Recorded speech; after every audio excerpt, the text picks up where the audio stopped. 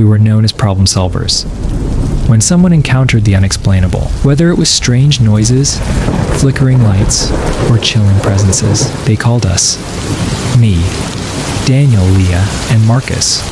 We weren't professionals by any means, but we had a reputation for getting answers. Daniel, the logical skeptic, never believed anything until he saw it. Leah, with her uncanny ability to sense what others couldn't, often felt things before we even arrived. Marcus, our tech guru, always had his camera rolling. And me, I kept the team grounded, trying to balance between the skeptic and the believer.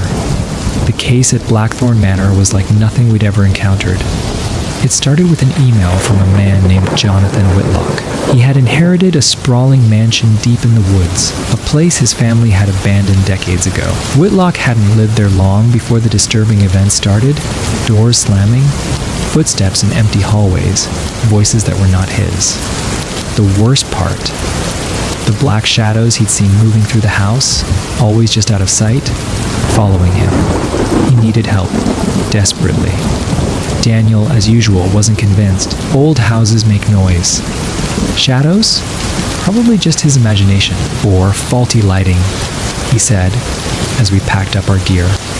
Leah, however, had a faraway look in her eyes. She wasn't saying much, but that was her way of letting us know she felt something off. Marcus, of course, was excited, hoping to capture something, anything, that could be undeniable proof of the supernatural.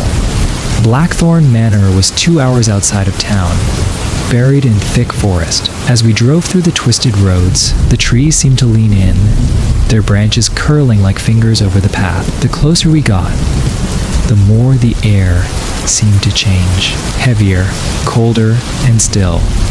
When we finally arrived, the mansion stood before us like a sleeping giant. Its massive stone walls were covered in ivy, and the windows, though broken and boarded in places, seemed to stare down at us, watching. Jonathan Whitlock was standing on the porch, looking even more haggard than his email suggested. His eyes darted nervously around as he greeted us. "I'm so glad you came," he said, his voice shaky. "I don't know how much longer I can stay here." "Let's check it out," Daniel said, already moving toward the entrance. As soon as we stepped inside, I felt it. The air was thick, oppressive in a way I'd never experienced before. It wasn't just the cold, though the temperature seemed to drop the further we walked into the house. There was a presence, something unseen but undeniably there. We set up our equipment in the grand hall, a cavernous space with high ceilings and ancient dust-covered furniture. Marcus was already filming, his camera whirring as he panned across the room. Leah stood in the middle of the hall, her eyes closed, her breathing slow. "There's something wrong here," she whispered. "I don't know what it is, but it's been here a long time." Daniel rolled his eyes. "It's an old house. Of course it feels strange." But Leah wasn't convinced. Neither was I. Jonathan led us to the source of his fear, a room on the 3rd floor, down a long, narrow hallway. The room had been locked for years, he told us. No one had been inside since his great-grandfather's time, and the door itself had resisted every attempt to open it until 2 weeks ago. That's when the noises started, the footsteps, the voices, and the shadows. When we reached the door, Marcus set up his camera. "This better be good," he muttered, half joking, half nervous. Jonathan unlocked the door with a key that looked as old as the house itself, and with a groan, the door swung open. The room beyond was dark, the air colder than anywhere else in the house. Dust swirled in the beam of our flashlights as we stepped inside. The floor was covered in a thick layer of grime, and the walls were lined with faded portraits. Men and women in old-fashioned clothes, their faces pale and solemn. But what struck me most was the large mirror in the center of the room. It was massive, standing at least 7 feet tall, its frame ornate and black as coal. The glass itself was dark, almost like it was absorbing the light rather than reflecting it. Leah, who had been standing quietly in the corner, suddenly gasped. "There's something wrong with that mirror," she whispered.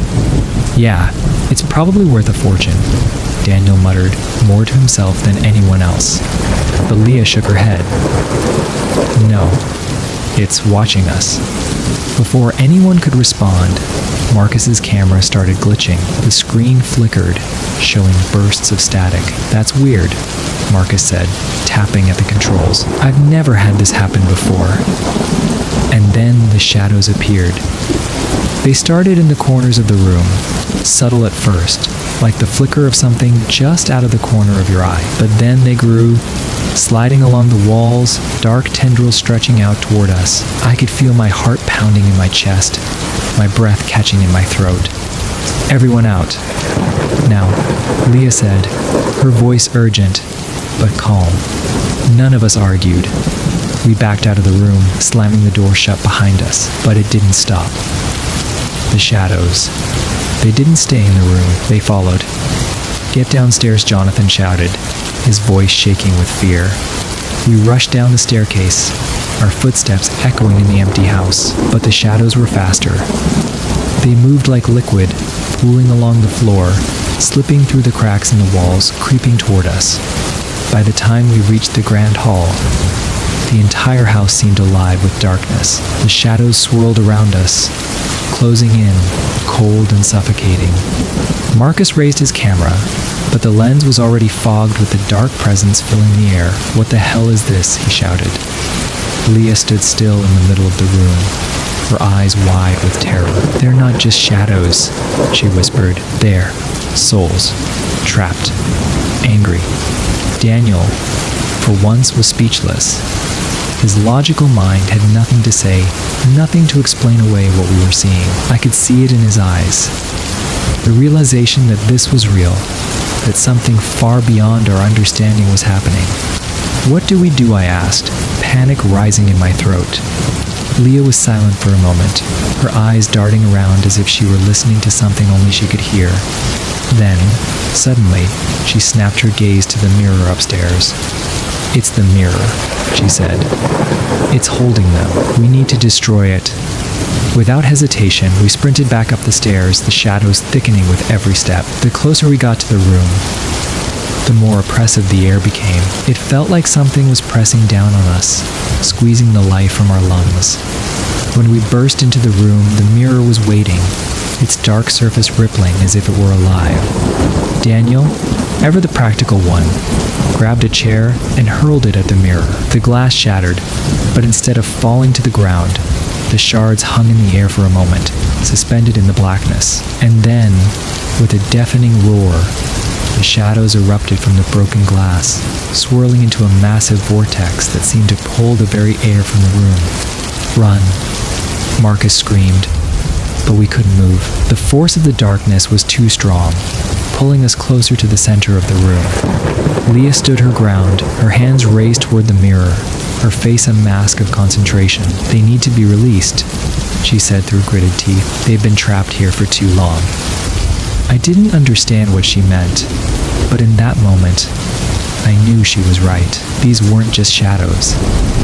They were something, someone, trapped in the mirror, held prisoner for God knows how long.